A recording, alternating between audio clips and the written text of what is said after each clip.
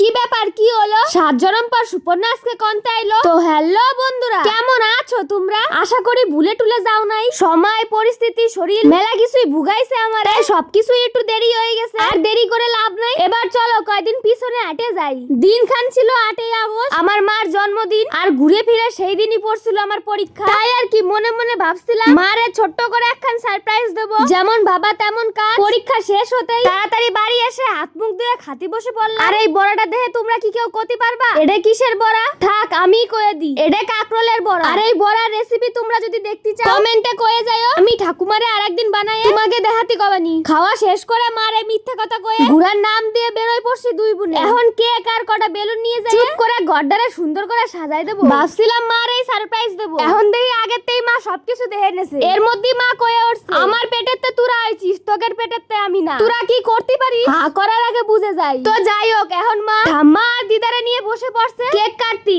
দেহ দি কাণ্ড খান, party paper ফাটাই পারে না। একজন বান্দরের মতন লাফায় খাটেতে নামে, তো আর একজন ইন্দুরের মতন গুটি গুটি পায়ে দৌড় মারে। তো যাই হোক, এরম হাসি মজা করতে করতে আমাকে কেক কাটা সম্পূর্ণ হলো। আর আজকের মতন ভিডিও খানো এখানে শেষ করলাম। আর এখন কাটতে চেষ্টা করবো তোমাকে রোজ ভিডিও দেওয়ার। মেলা খানিক ফাঁকি মারে দিছি আর না। তো বন্ধুরা, আমার এই ভিডিও খান তোমাদের কাছে কেমন লাগলো অবশ্যই কিন্তু কয়ে যাও। ভালো লাগলে একটা লাইক আর ফলো করে দিও। ইউটিউব থেকে দেখলে পারে সাবস্ক্রাইব করে দিয়ে যাও।